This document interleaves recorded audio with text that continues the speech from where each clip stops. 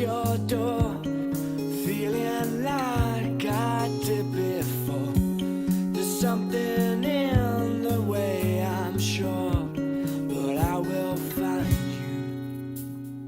You got a way to make me feel like this. You got a way to make me feel honest. You got a way. Buenas tardes, bienvenidos al Colegio de Metges. Ahora vamos a dar comienzo a la cuarta conferencia sobre el envejecimiento activo y calidad de vida englobada dentro del ciclo Cuiden el nostre cervell, un enfoque multidisciplinar para la calidad de vida que Gestia Alliance organiza con motivo del Año Europeo del Cerebro y que además se concatena también con la campaña Tu cerebro es vida, cuídalo, impulsada recientemente por la Sociedad Española de Neurología. La charla que tenía que ser dada por el doctor Jaume Padrós, por motivos de trabajo y ocupación, no ha sido posible, y la doctora Dolores Queralt es la encargada de ocupar su sitio, que lo hará también magníficamente. Querría poneros la primera diapositiva.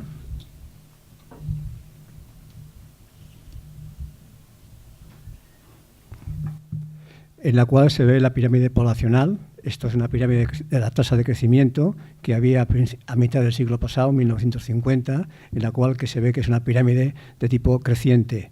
Aumenta mucho la parte de abajo, que es la gente joven, y a medida que vamos aumentando la edad, la pirámide cada vez es más pequeña. Y es prácticamente, eso sí que es una pirámide. Si pasamos a la siguiente diapositiva, comprobamos que en el 2012 esa pirámide ya no es tan pirámide, es troncular. La base de abajo, que la tasa de población infantil está disminuida y se va ampliando progresivamente con la edad. Y si la extrapolamos al año 2050, vemos que la tasa de población mayor de 65 años se incrementa de una manera muy importante. Vemos que a nivel mundial, en el 2012, la cantidad de personas que habrá mayores de 65 años serán 750 millones de personas en todo el mundo. Y para el 2050 se calcula que serán aproximadamente 2.000 millones de personas mayores también de 65 años. En España, en 2012, el 17% de la población tiene una edad superior a 65 años. Y para el 2050 se calcula que el 36% serán en España. En Cataluña los ratios son más o menos iguales. Pero si vemos que en Cataluña para el 2030 se calcula que la edad que personas mayores de 65 años serán casi el 25%. Actualmente, si miramos las personas que hay en Cataluña mayores de 80 años, son más de 400.000 personas. Y de ellas, aproximadamente unas 20.000 tienen más de 90 años. Esto equivaldría, sumado todo, a llenar 4 veces el estadio del Camp Nou. Porque imaginaos el problema. Esto es la explicación de la inversión de la pirámide. Ahora vamos a mirar otro tema, que es la esperanza de vida prevista. La vida media, tenemos arriba están las mujeres, abajo están los hombres. Para el 2012, la vida media de la mujer es de 85,1 años, el hombre 79,4. Para el año 2022 la mujer está en 87, el hombre en 81, y para el 2050 las mujeres vivirán 90,7 años y el hombre vivirá aproximadamente 83,9. Aquí hay una clara diferencia, siempre a favor del sexo débil, en este caso sería el sexo fuerte, que va a vivir muchísimos más años que nosotros. Esto comparado con del siglo pasado, principio del siglo pasado, la edad media del hombre era de 45 años, o sea que prácticamente lo que hemos hecho ha sido duplicar la vida media. ¿Qué va a ocurrir en Europa? Pues en Europa ocurrirá que para el año 2000 la edad media está aproximadamente en 77 años y para el 2055 pasaremos a 81 años de media de esperanza de vida.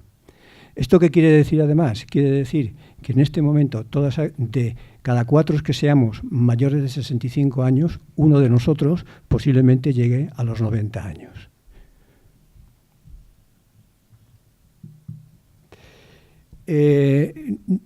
más que el concepto de crecimiento de la tasa de población de la gente mayor, que es un concepto puramente, vamos a decir, estadístico, y por lo tanto como dato estadístico hay que tenerlo presente, también hay que tener en cuenta que el envejecimiento es una cosa individual de cada persona. Es decir, tenemos que ver lo que es el concepto de la globalidad y el concepto individual de persona como persona mayor, ¿no? Pero ha habido una evolución a lo largo del tiempo, que es sobre los años 90, la geriatría estaba centrada de forma principal en lo que eran los aspectos patológicos de las personas mayores, en los síndromes de inmovilidad, fragilismo, caídas, el tema y las pluripatologías que esto asociaba.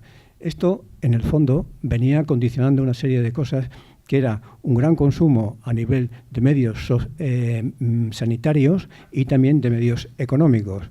Claro, ¿esto qué pasa? Que esto hizo un replanteamiento que la Organización Mundial de la Salud, aproximadamente sobre el año 2005, la Comisión Europea estudió el tema del envejecimiento, puesto que estaba viendo que las poblaciones estaban aumentando mucho de edad y que había poca natalidad, y dijeron, esto no puede ser, tenemos que meter otro concepto.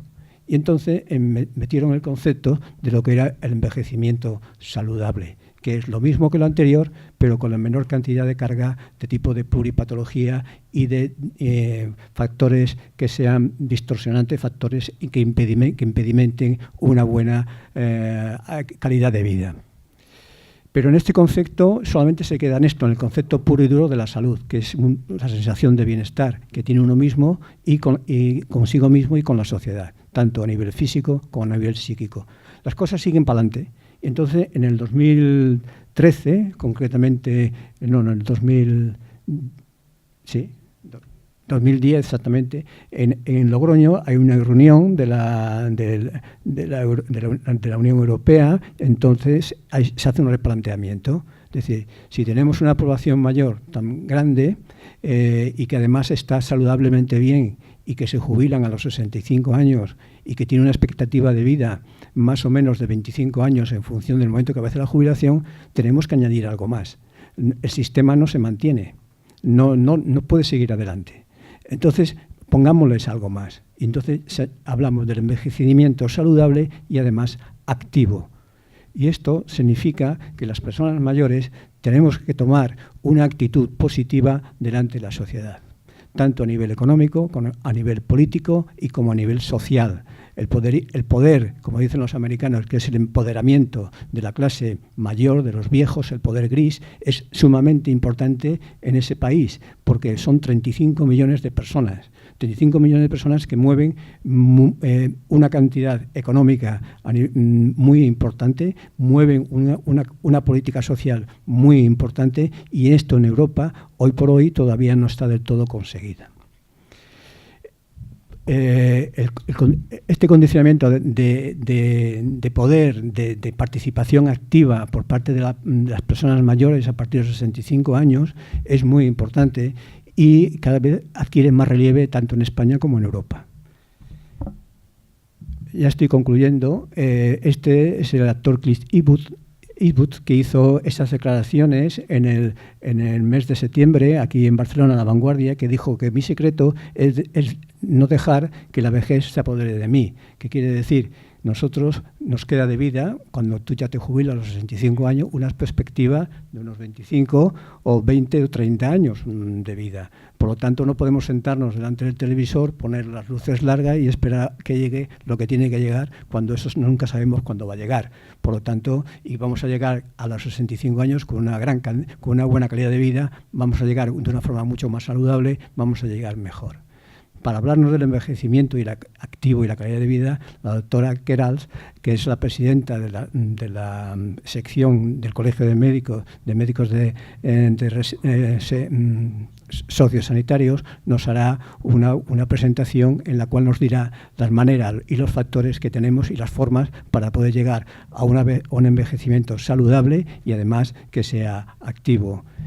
Posteriormente, en la línea 0, tendremos a unas personas que también son expertas en el envejecimiento, que nos aportarán su experiencia y dará lugar a un debate en el cual podamos discutir el futuro de nosotros, porque tener en cuenta la cosa que es verdad, todos llegaremos a estas edades. No es una cosa que nos interese solamente a los que somos mayores de 65 años, sino también a las generaciones anteriores a estas edades.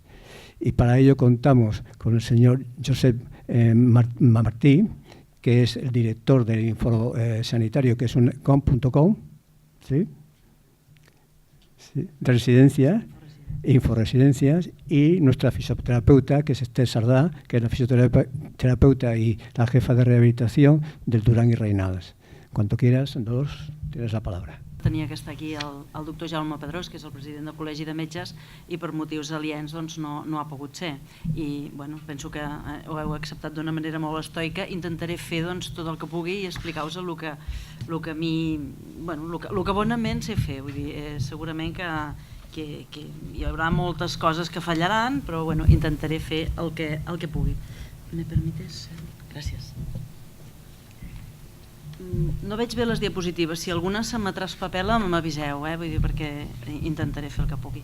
Bueno, per començar, hem de parlar de l'envelliment. L'envelliment de la nostra societat és un fet, és una realitat, i hem de ser conscients que cada vegada les necessitats futures seran més importants. L'envelliment són els canvis que es produeixen en un organisme al pas del temps, i és un procés natural que es produeix al llarg del cicle vital de les persones. És un procés que passa al llarg de tota la vida, no és una cosa que comenci, com abans deia també el doctor Jorge Bartolomé, comença als 65 anys, sinó que de fet comença quan naixem. Quan naixem anem creixent, hi ha diferents etapes de la vida, però l'envelliment comença a partir d'aquell moment. També hem de tenir en compte que l'envelliment no és homogeni, i no només no és homogeni entre les persones, sinó que el nostre organisme i els òrgans també envelleixen de diferent manera. També depèn de si hi ha alguna alteració o no, però l'envelliment orgànic, no només de les persones, sinó de tots els òrgans, a vegades és variable. Parlem d'envelliment normal, que l'envelliment normal són els canvis intrínsecs que són inevitables i que es produeixen en l'organisme. I d'altra banda, l'envelliment patològic és aquell que es produeix amb malaltia o amb discapacitat associada. També parlem d'envelliment satisfactori, que és aquell que es produeix en bones condicions quan no hi ha ni malaltia ni hi ha discapacitat i que té un bon funcionament, tant físic com funcional, com cognitiu, com afectiu. I finalment, en quant a l'envelliment, hem de diferenciar el que és l'edat cronològica, que vol dir que és l'edat que tenim en el DNI, de quan vam néixer, l'edat física o biològica, que és la que té el nostre organisme, i l'edat psicològica, que és la que podem tenir 20 anys i semblar un iaio, o un iaio i semblar o intentar una persona jove. Havíem de dir què és envelliment actiu i qualitat de vida. Doncs bé, en principi com ho definim? Fins no fa masses anys, també ho ha comentat una mica ara el doctor Bartolomé, la Unió Europea parlava d'envelliment saludable, que l'envelliment saludable és aquell que està lliure de discapacitat. Però fa uns anys l'OMS va adoptar el terme d'envelliment actiu perquè aquest comporta d'alguna manera un missatge més complet i es defineix com el procés d'optimització de les oportunitats de salut, participació i seguretat amb la finalitat de millorar la qualitat de vida de les persones que envelleixen. Aquesta és la definició que dona l'OMS, l'he posada literal. Llavors, aquí veiem que el terme actiu no es refereix només a la capacitat d'estar físicament actiu, sinó que és un concepte que està basat en la participació, actiu de participació en la vida econòmica, en la vida social, cívica, en l'entorn en el que la persona es mou. Implica també aquesta definició que el concepte d'envelliment s'amplia al llarg de tota la vida. És un procés d'optimització que va al llarg de tota la vida. Implica també maneig satisfactori de la vida de la persona, tant en el moment d'autonomia com en el moment de la dependència. És a dir, podem tenir un envelliment actiu, una persona pot tenir un envelliment actiu malgrat ser dependent, perquè sigui, diguem-ne, lliure dels seus actes, perquè pugui decidir una mica el que vol.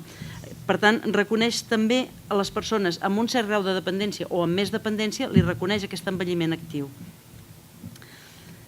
Aquesta visió és per tothom i això implica una pedagogia de l'envellir, que Què vol dir això? Doncs vol dir que ens hem de conscienciar de la importància de viure saludablement perquè puguem millorar les condicions de vida en l'envelliment. Si nosaltres, d'alguna manera, la vida saludable ens portarà segurament, el més probable, a un envelliment més sa. I la participació es refereix a l'acte d'involucrar-se en els espais de decisió. Implica decidir sobre els temes que ens interessen a la vida diària, implica ja sigui a nivell polític, per exemple, o decidir com volem viure, com volem gaudir del temps lliure de l'oci, com participar en les decisions que ens afecten a la nostra vida diària i a la nostra salut. I aquest és el concepte aquest més ampli de participació. Hem de pensar que les decisions que prenem, per bé o per mal, sempre ens implicaran un canvi a la nostra vida o ens implicaran, poden ser positives o negatives, però segurament que canviaran el curs probablement de la nostra vida o del nostre entorn. I l'altre concepte, que és el de qualitat de vida. Què és qualitat de vida? Doncs, de manera intuïtiva, pensem que qualitat de vida és això, no? I aquesta senyora diu, el control de mi vida lo hago yo, i si em vull enfilar amb un carretó i pintar una paret, doncs ho tinc que poder-ho fer, no? A veure, es refereix una mica que hi ha moltes maneres de definir la qualitat de vida. És un concepte que va néixer a l'any 75 i es refereix a les característiques pròpies dels individus i als factors extrínsecs, tant de tipus social com econòmic com medioambiental, que influeixen en el benestar. Però, a veure, el que nosaltres podíem entendre per qualitat de vida és dir, puc decidir, puc fer el que vulgui amb la meva vida. Hem de pensar que aquest concepte de qualitat de vida, a més, és un concepte molt dinàmic i temporal, perquè la importància que nosaltres puguem donar a cada dimensió de la qualitat de vida varia si canvien les nostres circumstàncies. O sigui, potser hi haurà un moment donat que nosaltres valorarem, o que la persona valorarà més la vida social, o valorarà més la salut, o valorarà més la situació econòmica, i llavors la nostra definició de qualitat de vida d'alguna manera variarà en funció del que valorem més. Entre la gent gran, què passa? Que l'element universalment o més generalment considerat com a qualitat de vida, quan els hi preguntem què és, què ens diuen? Doncs és la salut, o ens diuen la capacitat funcional, el poder fer el que jo vulgui, el no haver de dependre de ningú, el que em pugui fer per mi mateix les coses. Llavors, és un concepte que està molt lligat a les persones grans. Probablement també perquè entre la gent gran hi ha més associació de discapacitat o de patiment de malalties cròniques i augment del que seria la dependència. Però, de fet, qualitat de vida és això, poder controlar, poder saber què faig amb la meva vida. A Catalunya, l'Institut d'Estadística de Catalunya també s'ha parlat una mica. Ara, en aquest moment, el 2011, això és una estadística del 2011, l'esperança de vida al néixer en els homes era de 79,5 i a les dones de 85 i escaig. Aquí hauríem de destacar que realment la durada màxima de la vida no s'ha allargat. O sigui, ara hi ha gent que viuen 112, 115 anys, però fa 100 anys també passava i fa 200 anys també passava. El que passa és que el que sí hi ha ara és més gent que arriben als 80 i 90 anys. Aquesta és la diferència, però el que és la durada màxima de la vida no l'hem pas allargada. O sigui, gràcies a el que són mesures preventives, a qualitat de vida, a la sanitat més bona, tot això, hem aconseguit arribar que més gent arribi a una edat més enrere, però de fet no hem allargat la vida. L'altra cosa és el de l'índex d'envelliment, que ara actualment, o l'any 2011, estava en el 17,3%, però també hi ha un altre índex, que no l'he posat aquí, que és el de sobreenvelliment. I el de sobreenvelliment es considera l'índex, o sigui, el de persones més grans de 80 anys, que, si no recordo malament, estava en un 14%. Penso que són dos índexs que hi ha molta gent, molta població, que és gran o molt gran, i aquesta població, a més, arriba a vegades en bones condicions físiques i funcionals, i llavors aquesta gent que arriben en bones condicions físiques i funcionals tenen unes necessitats que no són les mateixes que puguin tenir una persona amb més dependència o amb més discapacitat. També volia, era una petita remarca, que aquí diem que les dones viuen més anys, però també a part de viure més anys, les dones no són a costa de bona salut sempre, sinó que són a costa de que també tenen a vegades més malalties i més, si no dependència, com a mínim més fragilitat i una situació de més malaltia. Bueno, el paradigma de l'envelliment. Un paradigma ve d'un mot grec que vol dir model o patró, i en un sentit ampli vol dir una cosa que serveix doncs, com a model a seguir en una determinada situació. Perdó. L'any 2002, a Madrid, es va celebrar la segona Assemblea Mundial de l'Envelliment, i aquí és on es va presentar el que seria aquest model a seguir, no? El paradigma aquest de l'envelliment actiu. I el paradigma aquest no és una altra cosa que el marc d'actuació per promoure l'adaptació de la nostra societat a l'envelliment. O sigui, és un marc d'actuació de que l'envelliment és un fet, ha augmentat molt, i la societat s'ha d'adaptar a una nova situació de les persones que envelleixen. Encara avui en dia tenim molt arrelat el concepte que envellir implica passivitat, implica dependència, però aquest nou paradigma, aquest nou model, ens posa molt més èmfasis amb l'autonomia, amb els drets socials i amb la, diguem-ne, vinculació relacional o grau de relació de les persones grans. No partim de la base de la dependència, de donar coses a un agent passiu, sinó que és gent activa que ens fa unes demandes i que la societat ens hem d'adaptar en aquestes demandes.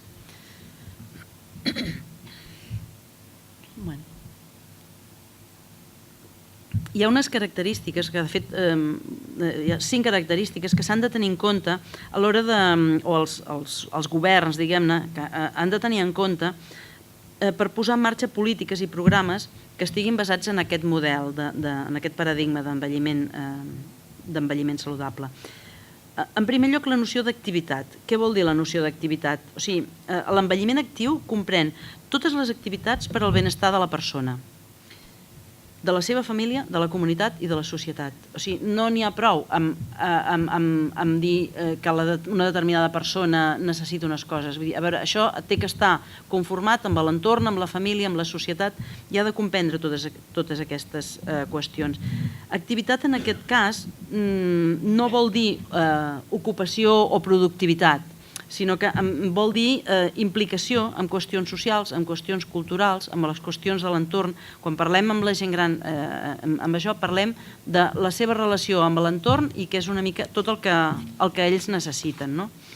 En segon lloc, la perspectiva d'aquesta de cicle vital, del llarg de la vida.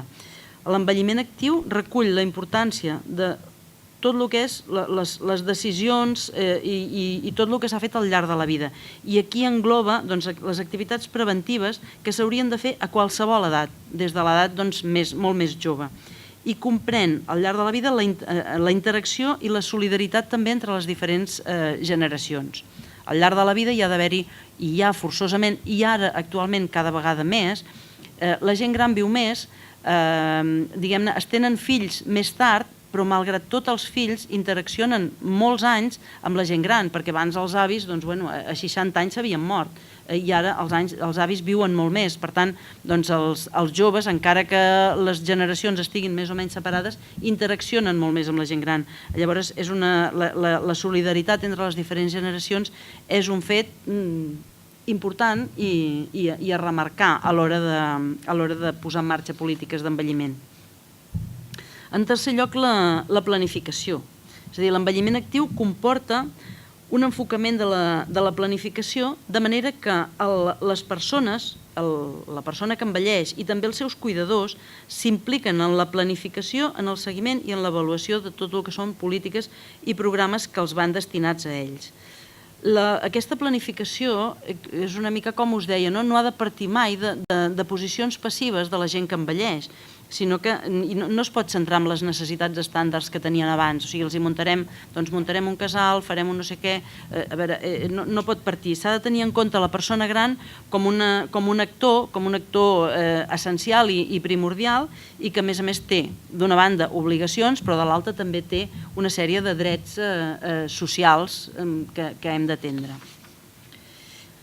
En quart lloc, la discapacitat.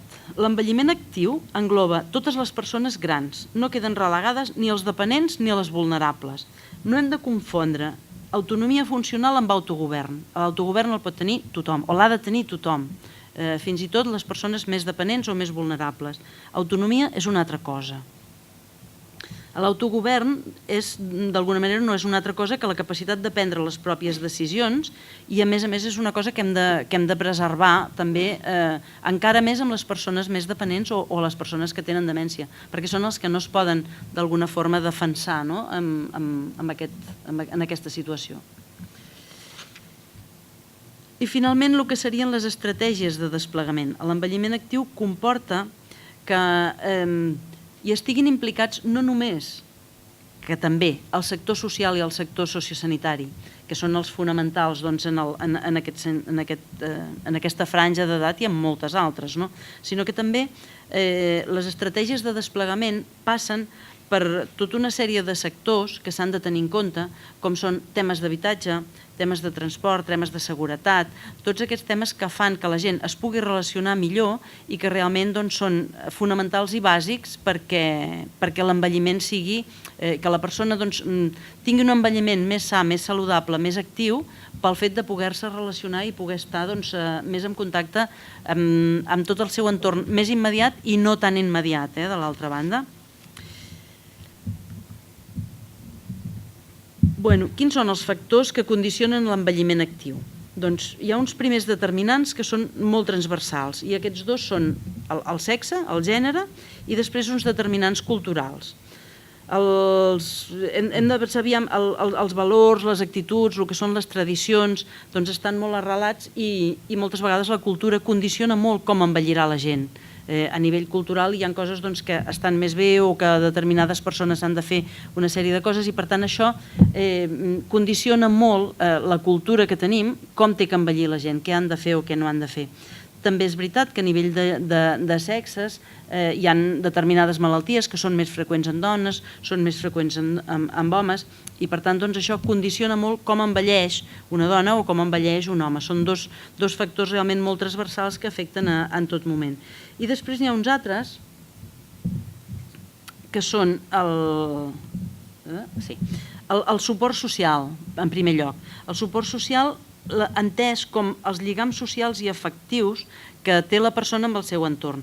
Això és d'una fortalesa emocional important i per contra la persona sola, la persona que té mancances en aquest sentit, incrementa molt la seva discapacitat.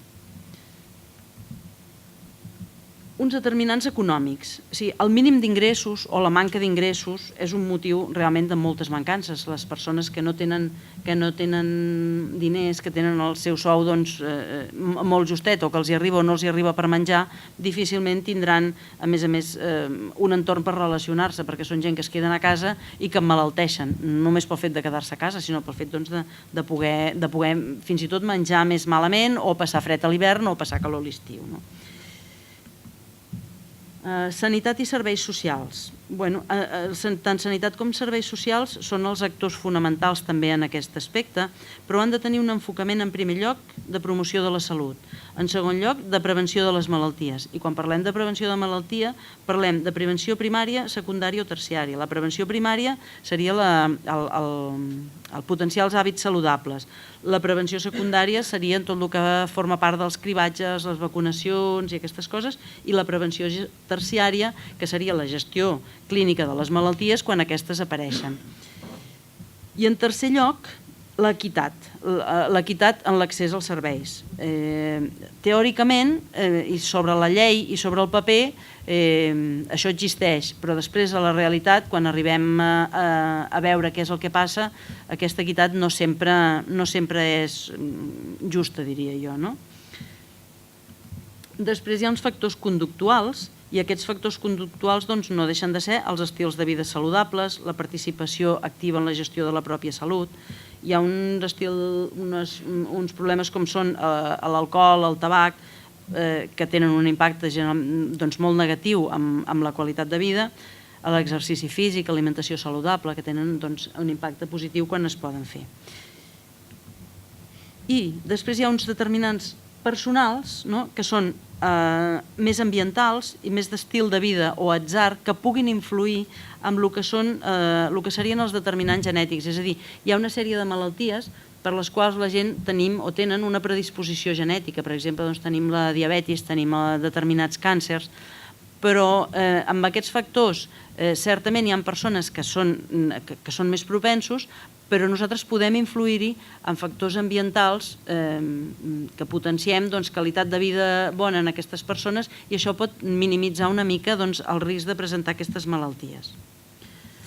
I finalment l'entorn físic, i l'entorn físic es refereix a lo que dèiem ara, tot el que és l'accessibilitat que afavorirà la participació a la vida social i comunitària, i si tenim un entorn físic més favorable disminuïm els accidents que puguin tenir les persones, habitatges accessibles, sense barreres arquitectòniques, tot això ens ajuda. Resumint una mica molt, quins són els 3 pilars de l'envelliment actiu? Doncs la salut, el desenvolupament social i la participació i la seguretat. Són els 3 grans pilars que afavoreixen un envelliment actiu.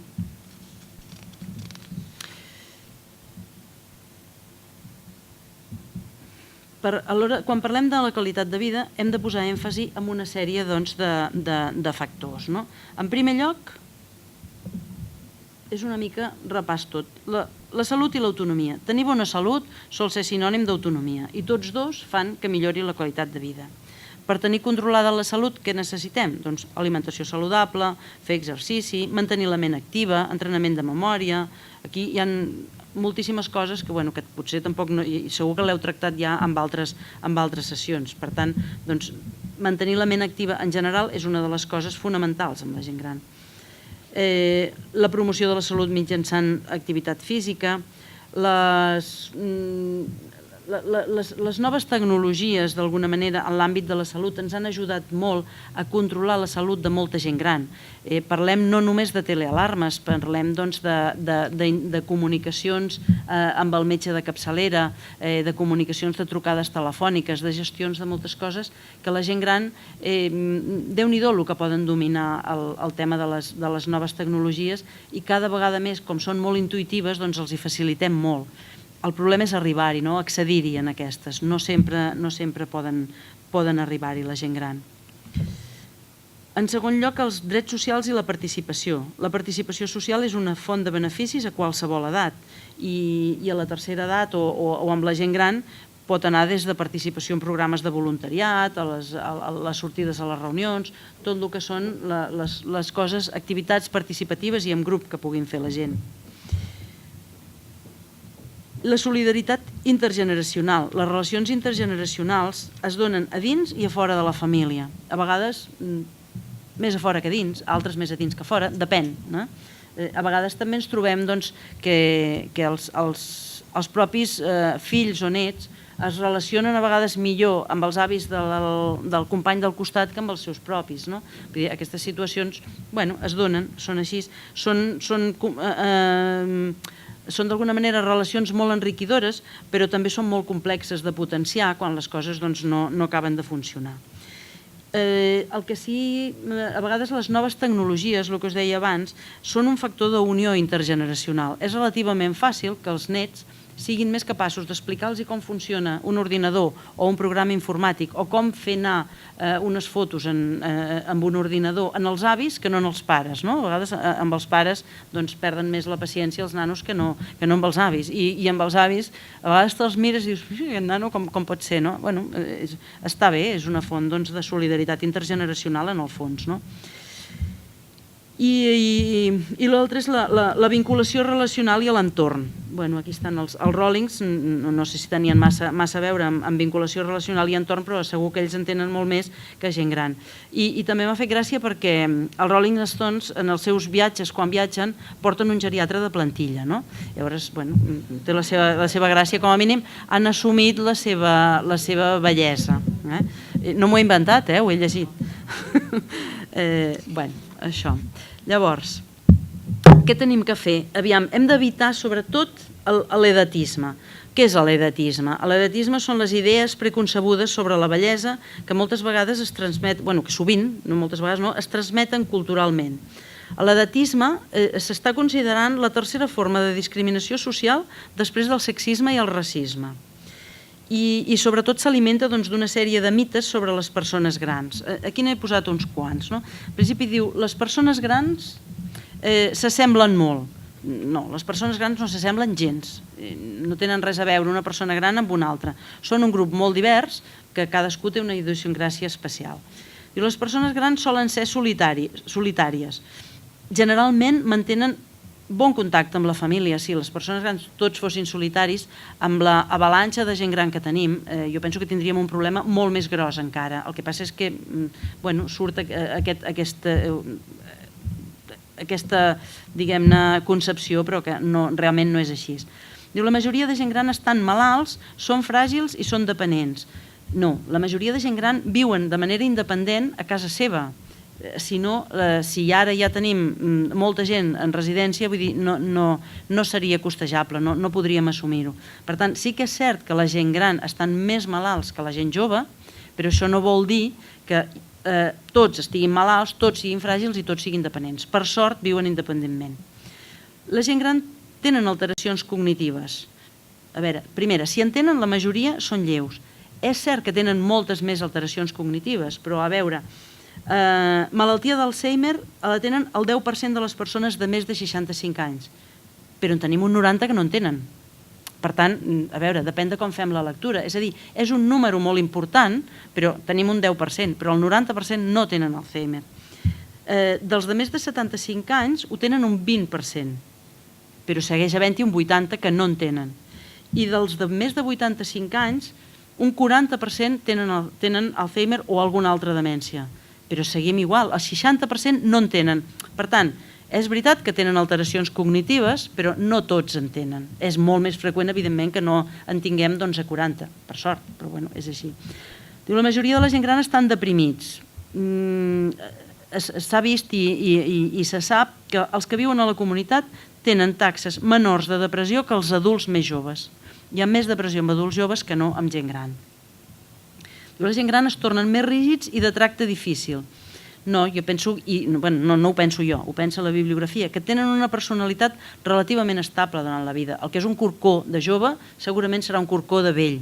I la persona que és de jove, que transigeix, que és pactista, que parla, probablement de vell seguirà igual. Llavors, es torna més rígids? Jo penso que no. Els costa adaptar-se al declivi associat a l'envelliment. A veure, per sort, la gent gran s'adapta als reptes de l'envelliment. La gent gran s'adapta a que no pot caminar tant, a que no pot sortir tant, s'adapten amb una manera relativament fàcil a tot el que són els seus dèficits, a tots els seus problemes que van apareixent, per sort. I la majoria ho diuen, ho reconeixen i ho saben. Normalment no els costa tant, ens costa segurament molt més adaptar-nos a nosaltres que no a una persona d'edat. Envelliment i qualitat de vida. Què hem de fer? Doncs, aquí hi ha una sèrie de gent que probablement nosaltres podem anar donant moltíssimes recomanacions, no? Però aquí tenim, per exemple, a veure, ho miro des d'aquí, no és que ho veig malament. Per exemple, tenim el senyor Santiago Carrillo. Es va morir amb 92 anys i es fumava 2 paquets d'Educados cada dia. Llavors, nosaltres hem de fer recomanacions, però hem de començar de joves. No ens ha de valer que a 90 anys tinguem una persona i que llavors li diguem no, miri, és que el tabac fa molt de mal. Sí, fa molt de mal, però pensem-ho als 40 o als 20. Vull dir, als 90, si ha de disfrutar amb un cigarro, escolti'm, fumi. Alimentació saludable, doncs sí, però aquí tenim, per exemple, hi havia en Marlon Brando o els senyors aquells d'allà dalt, doncs no sé jo si la seva alimentació és molt saludable, la seva obesitat és considerable, no? I també el Marlon Brando va morir amb 84, em sembla que era, i els altres encara corren a una edat molt important. En el d'aquí baix tenim la reina d'Inglaterra, la reina mare, que es va morir amb 101 anys, i a totes les hemeroteques expliquen que el whisky i la ginebra allà se li buidaven molt ràpid les ampolles, no? L'alcohol és dolent, però a determinades edats que no vull dir, amb tot això, és una mica el tranquil·litzar els esprits de què els hi hem de dir a la gent gran. Els hi hem de dir, però n'hem de ser conscients des de molt abans. O sigui, no ens posem rígids als 90 perquè fan determinades coses. Hem de vigilar, hem d'anar al tanto, però siguem una mica. Però d'altra banda, realment, què tenim que fer? Què tenim que fer per envellir de manera activa i què s'ha de fer en l'envelliment actiu per millorar la qualitat de vida? Doncs, en primer lloc, salut responsable. Hem de controlar la salut. Hem d'anar al metge, hem de controlar si tenim problemes, s'ha de controlar el malalt que té qualsevol problema crònic, agut o crònic o el que sigui. Hem de controlar la salut. Hem de mantenir la ment activa. Estar informat del que ens envolta ens serveix per tenir la ment activa, per relacionar-nos. Tienes un cerebro, úsalo, no? S'ha de fer, l'hem d'utilitzar, l'hem de treballar i la gent gran, doncs, més, perquè si no l'utilitzen, perden més ràpid. Hem de mantenir una dieta adequada, variada, si pot ser en companyia i si pot ser de la manera més divertida possible, per dir-ho d'alguna forma. Hem de fer exercici regular. Potser no podrem fer això d'aquesta senyora d'aquí baix, però el de dalt sí, i caminar és gratis. I per tant, és una cosa que sí que la tenim que poder fer. Hem d'intentar descansar, han d'intentar descansar la gent. Aquests dos no semblen estar, com a mínim relaxats ho estan. No sé si han dormit, però relaxats sí que ho estan. Hem de saber riure en els moments més difícils. La gent gran normalment ho saben fer-ho. Sí que hi pot haver-hi alguna vegada que no, però normalment ho saben fer-ho. Què més hem de fer? Doncs hem d'intentar tenir un pensament positiu. Hem d'intentar tenir una autoestima al màxim d'elevada. Penso que aquestes senyores s'ho estan passant bé i Déu-n'hi-do. Hem de fomentar les relacions intergeneracionals. És important. A la gent gran, jo penso que normalment els nets o la gent jove, només pel fet de tenir presència i de ser-hi, els hi donen, els hi allarguen la vida. Hem d'estar molt oberts, o han d'estar, o hem d'estar des de ja molt oberts a el que són experiències noves. I aquí la gran qüestió més important avui en dia jo penso que són tot el que són les noves tecnologies. També ens ajuden molt a relacionar-nos amb els avis.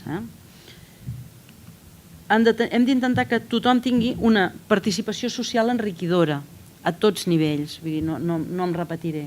Participació social, política, en el barri, a la família, a tot arreu. I el que va molt bé és que la gent tingui el temps planificat no en l'aspecte que tinguin que dir a les 9, a les 10, a les 11, sinó que sàpiguen que tenen una ocupació, una mica el fet de la planificació del temps perquè puguin fer coses. Aquí no m'he pogut estar de posar aquesta foto.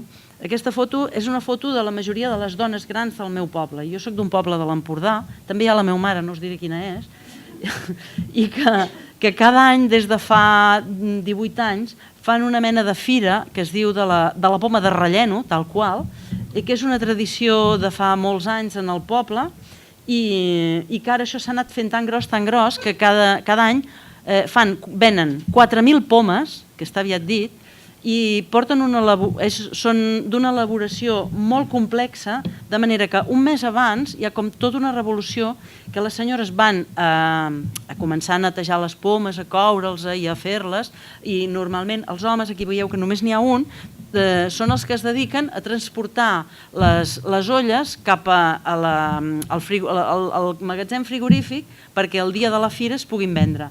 És una activitat social tremenda de passar llista a veure qui ha faltat, si perquè s'ha trobat malament o si perquè hi ha hagut algun problema pel qual no ha vingut.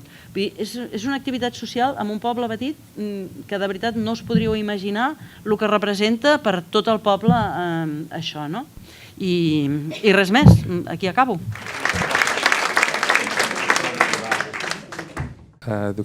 Dolors Quera i Jorge Bartolomé, moltíssimes gràcies per haver-me convidat. La veritat és que era una miqueta així perquè vendies d'escoltar i després tens 5 minuts per dir alguna cosa, i la veritat és que ha sigut ampli i sí que se m'han ocorregut 3 coses a dir al fil sobretot dels aspectes demogràfics i de com això de l'envelliment saludable és ara un problema, però pot ser un problema diferent d'aquí uns anys.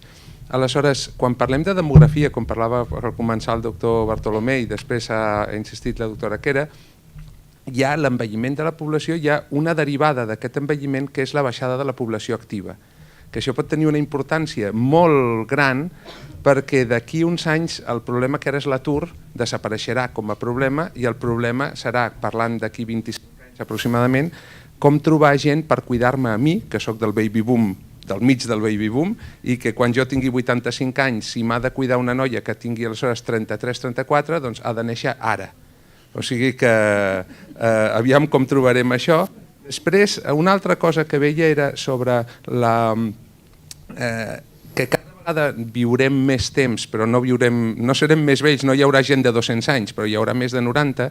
Ara fa poc temps vaig anar a una conferència que deien només imaginem malalties, i recordo, he oblidat algunes, deien l'Alzheimer, l'osteoporosi, la degeneració macular i la diabetes. Diuen, aquestes malalties, si pensem en 5 anys, potser no hi haurà grans canvis, però si pensem en 30 anys vistes, podem estar en un escenari que com a mínim 2 d'aquestes les tinguem no curades, però una mica dominades. I diu, imaginem una societat en la que l'Alzheimer o la demència fos un 10% del que és, o deien, imaginem una societat en la que l'Alzheimer fos ara el que la sida és ara en relació amb el que era la sida l'any 80. Aleshores, diu, aquí tenim un canvi impressionant que donaria això de la compressió de la morbilitat, amb la qual cosa les dades se'ns poden canviar tant que tinguem un escenari en què als 80 anys estiguem treballant. Perquè més, com el sistema de pensions hi ha pocs treballadors, no? Aleshores això de l'envelliment positiu pot ser l'envelliment tan positiu que és sense jubilació. I aleshores sobre això pensava que com això és una cosa que veiem, no veiem exactament l'horitzó, però podem esbrinar una miqueta, sí que podem parlar de 2 tipus de reacció. Una, la reacció de la societat i una altra, la reacció individual.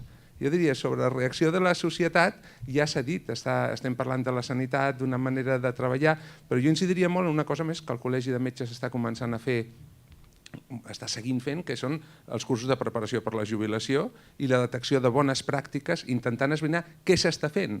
En comptes d'inventar, anem mirant què estan fent en diferents llocs. I clar, i des del punt de vista de cadascú, sí que deia, al final era això del bolero, de salut, dinero i amor, que són les 3 coses que hi ha en la vida que necessitem. Però pensava que, clar, si féssim el cercle aquest del nou paradigma i ho fessin tots, seria fabulós. El problema jo crec que el defecte principal és que el tenim dins cadascú de nosaltres, que és que comencem massa tard. Comencem a estalviar massa tard, jo no fumo, però comencem a deixar de fumar massa tard, comencem a caminar massa tard i potser que el problema és que potser és que hauríem de canviar-nos una miqueta dins i començar per aquí. I la veritat, això és el que m'ha inspirat aquesta estoneta i no sé si hi haurà debat després entre la gent, però crec que és que si comencéssim a treure derivades, hi ha tantíssimes derivades possibles del que ens ha dit la doctora Quera que ens obre una expectativa fabulosa. Moltes gràcies. O sigui, a part de ser que han de ser molt actius, el que és cert és que també és un potencial de moltes coses. És a dir, la gent gran, i avui en dia ho estem veient amb la crisi, hi ha molta gent gran que són els que aguanten les famílies. No vull dir que tingui que ser així, el que sí, jo penso que a vegades potser ens haurem de preparar no per la jubilació, sinó per la no jubilació. També és veritat que cada vegada envellim amb més salut, probablement, i jo penso que amb tot això de l'envelliment el que sí hi ha hagut és en aquests últims anys un canvi brutal aquí a l'hora d'enfocar el tractament de moltes malalties. Vull dir, el Pla de Crònics de la Generalitat de Catalunya és un enfocament claríssim cap a l'autogovern de cada un, perquè és que no podem pagar-ho, o sigui, la societat no pot pagar residències, no pot pagar la dependència, no pot pagar moltíssimes coses, i llavors dius, probablement tenim que canviar una mica l'enfocament de què fem amb les coses. Probablement veníem d'un moment en què tothom esperava jubilar-se per cobrar una pensió i per poder anar-se'n a Marbella o allà a passar 3 dies. També s'ha vist que això ha sigut una mica fracàs, no ha funcionat. Per tant, probablement tenim que canviar la manera de què farem i com enfocarem això. Jo penso que serà complicat i que si envellim amb més salut probablement necessitarem menys suports externs dels que no puguin necessitar determinada gent gran d'avui en dia. Si fem un bon abordatge preventiu del que és la malaltia crònica, arribarem més enrere. Llavors, què ens pot passar? Que ens augmentarà la incidència de càncer? Depèn de si el convertim en una malaltia crònica o no. Llavors, segur que canviarà, estan canviant ja el tipus de malalties i el tipus de coses de com haurem d'enfocar això al final de la vida. Que m'ha semblat molt interessant tot el que has comentat, i tant el doctor Bartolomé com la doctora Duclos, que era. Una de les coses importants, una mica veient el mateix que ell dient, a veure, després d'escoltar quina reflexió pots fer amb això, jo crec que hi ha una cosa molt important, que és el que comentaves del tema del paradigma, que és un dels elements més importants és començar a canviar una de les coses que tenim d'alguna manera de forma paradògica, que és que és molt important l'envelliment actiu, però diguéssim la societat et porta que la gent té por de les arrugues, de fer-se vell. O sigui, s'ha de canviar primer de tot això, el que la gent entengui que una persona gran és algú important i que la tribu d'abans del poble, la persona gran, el vell, era el que tenia la sabidoria i tenia un coneixement que ara moltes vegades es posa una mica en dubte, i una mica el tema de la relació intergeneracional és important per això.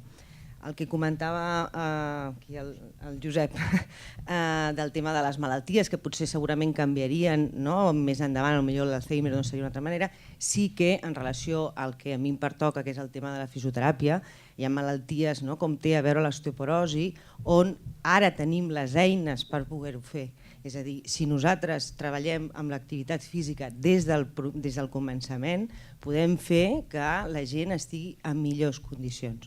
El problema moltes vegades és que, clar, quan t'arriben, diguéssim, la meva experiència al sociosanitari, t'arriba ja la gent, sortosament t'arriba una part de la població, és el que deies, o sigui, d'alguna manera una part que està bé, i la que t'arriba és gent que ha caigut, que té pluripatologies i que detectes un problema de sobrepès, un problema d'artrosi de molt de temps, una mala alimentació, gent que està a casa, que no s'ha mogut, i que veient aquests dies que estava mirant una mica de preparar per saber tot el tema de l'envelliment i veure què hi havia, quines noves informes han sortit i coses d'aquestes, explicava, hi ha molts canvis a nivell de les ciutats d'intentar millorar el tema dels parcs, d'accedir, però molt sovint hi ha gent que disposa d'això, o tens un espai en un parc on tens unes bicicletes, però aquell senyor viu en un tercer pis o cinquè, és igual, sense ascensor, i no hi ha ningú que el baixi, perquè si aquest senyor no l'ajuden a baixar, caurà per les escales, no podrà fer-ho. Llavors, jo una mica des del punt de vista com a fisioterapeuta, a mi el que em sap greu és que des del punt de vista de l'assistència, diguéssim, a nivell del metge de capçalera, que és el que ha de dir, vostè faci activitat física, que no hi hagués un sistema real de poder accedir, hi haguessin grups de gent que quan ja comença a tenir una patologia perquè té una artrosi, que faci exercici físic i que no se li doni només la medicació, perquè el problema és que acaben prenent l'ibuprofeno o el que sigui, però no se'ls està dient vagi vostè a caminar, o té la tensió alta, camini, no doni una medicació, sinó dintre d'un mes vull que vostè hagi... O sigui, d'alguna manera, portar aquí, ja ho sabem que això és molt idíl·lic, però jo crec que és la manera de poder això. Llavors, una mica el tema que comentes, el tema de l'activitat física, jo penso que és allò del mens sana in corpore sano, i si tu tens un cos amb flexibilitat, amb força, amb resistència, des de ben petit, perquè clar, això s'ha de fer des d'allà, és una mica el que dèiem, vull dir, si amb els nens no se'ls fa que sigui important els hàbits de salut, l'activitat física, ens trobarem, jo no sé si les coses canviaran molt en aquest sentit, però realment les campanyes, les coses que hi ha de prevenció, jo tinc la sensació que no arriben o no poden arribar de la manera satisfactòria que haurien d'arribar. A veure, això que dius tu, per exemple, malalts que han tingut un infart, un infart de miocardi no sever. Després van a controlar-se amb una relativa freqüència a l'ambulatori una vegada passada la fase aguda.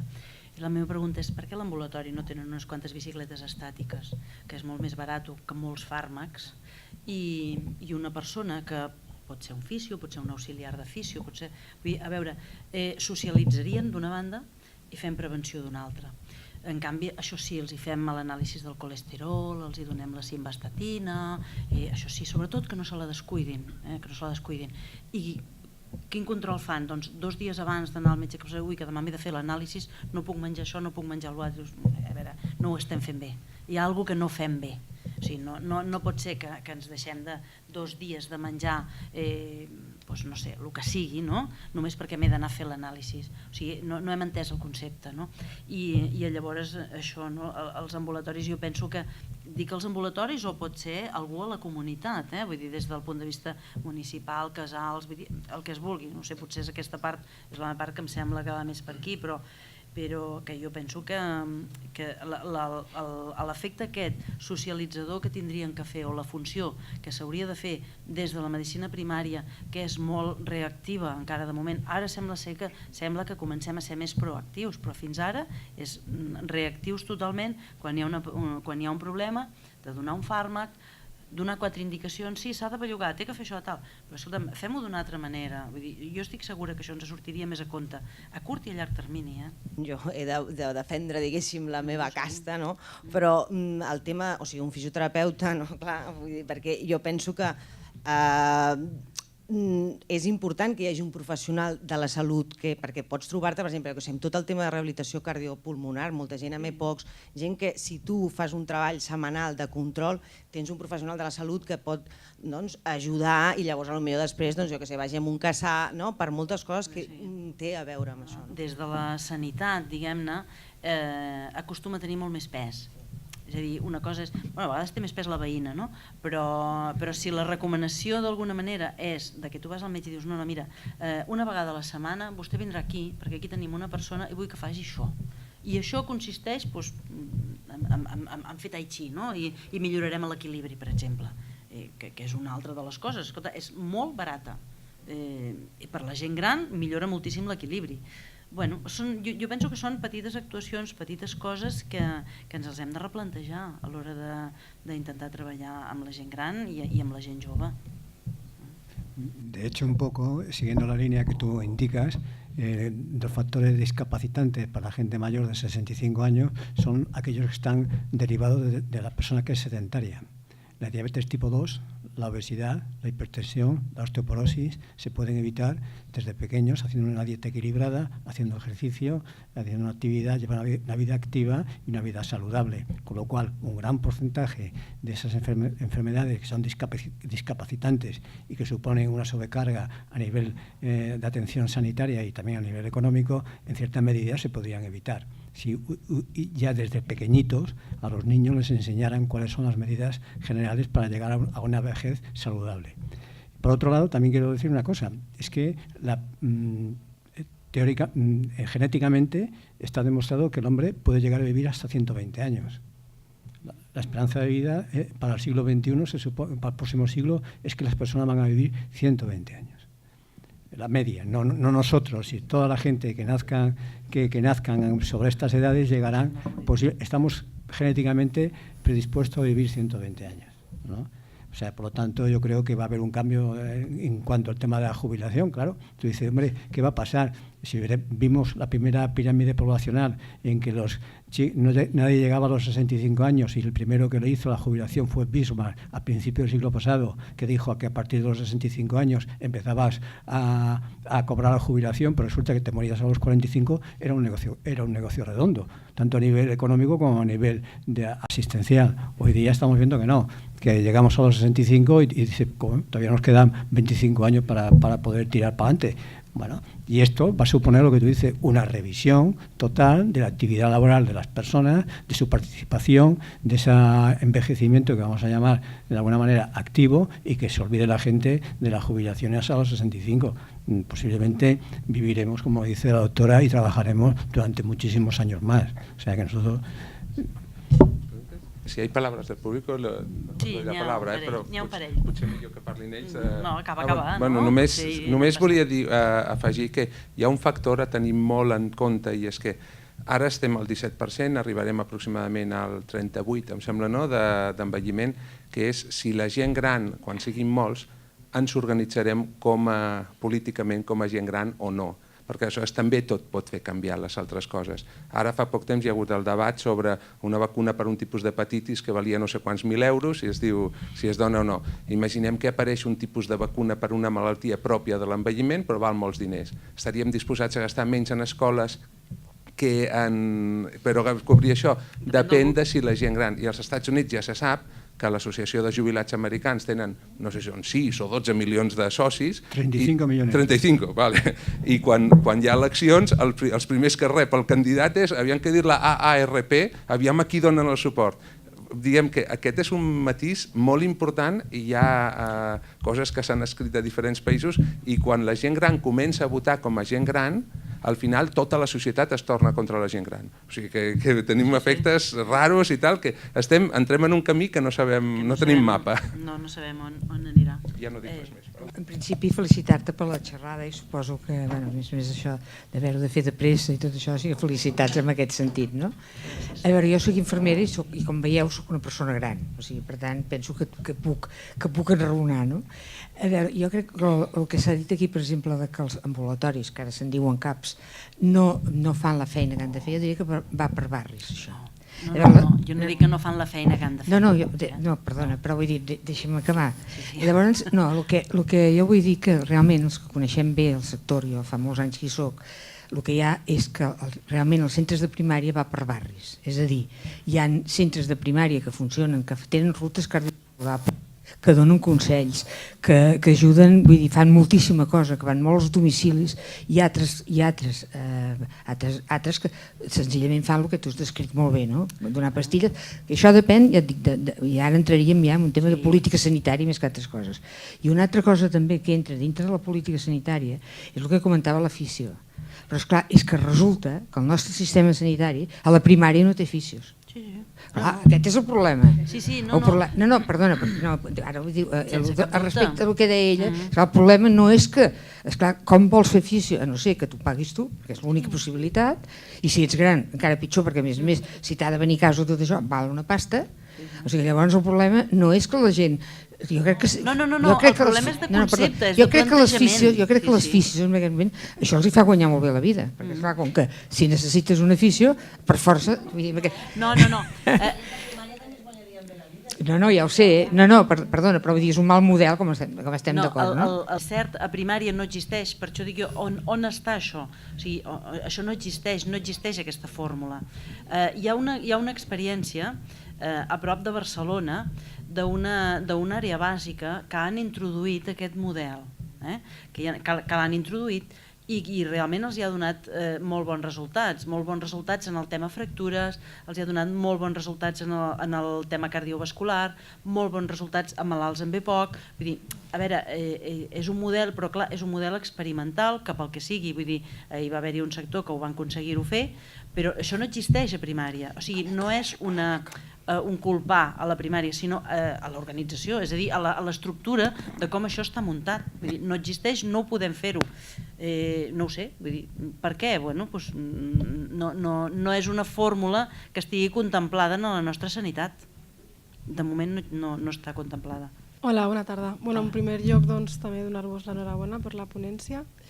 I ha sortit la idea, no? I una de les coses per les quals també li dono moltes voltes al tema de l'educació per a la salut, penso que també al nostre país és una assignatura com molt pendent, no? Perquè és clar... És que m'escucho mucho. A les escoles la figura de la infermera escolar penso que també seria important pel tema d'educar en salut. Sí que és cert que vivim en una societat de pillos i que 2 dies abans deixo de beure, deixo de menjar greixos, faig bondat, que es diu. Llavors ens hem de creure que això no s'ha de fer 2 dies abans perquè t'has de fer l'analítica. Si no ens ho creiem no canviarem res. I la segona qüestió que tinc és que el tema de l'envelliment actiu està molt bé perquè és participatiu, no? Però vostè ha dit també, la doctora Queralt, ha dit que l'Alzheimer i les malalties de deteriorament cognitiu eren poques comparades amb les altres, diguem-ne, o no ho ha dit així, no sé si ho he entès bé, però amb aquestes persones sí que és cert que arriba un moment de la seva malaltia que perden el seu autogovern. Llavors, seria bo promoure el testament vital? Sense cap dubte, sí. A veure, jo penso que diguéssim, testament vital, document de voluntats anticipades, aviam, hi ha moltes coses. No sé si hi ha molta gent de primària, però en el que és ara el pla interdisciplinar que es fa de primària, que es penja a la història de Catalunya, una de les coses fonamentals que hi ha és si hi ha indicacions. Jo penso que és molt important, no només per una persona amb deteriorament cognitiu, sinó per qualsevol de nosaltres per si ens passa alguna cosa. A veure, en tot moment. Per tant, fer un testament vital o haver decidit quina persona vols que d'alguna manera respongui per tu en cas que et passi qualsevol cosa. A veure, jo penso que hi ha accidents de cotxe, hi ha molts problemes en el qual un moment donat s'han de prendre decisions, no només el malalt d'Alzheimer. El malalt d'Alzheimer, en línies generals, sempre pots parlar amb el familiar proper, amb la persona en què l'ha conegut molt, sigui la parella, siguin els fills. Normalment s'acostumen a conèixer o acostumen a explicar a les famílies què és el que hauria volgut aquella persona. El problema és que a vegades hi ha molts fills, uns tenen una opinió, els altres en tenen una altra, i aquí moltes vegades costa molt de pactar coses, no?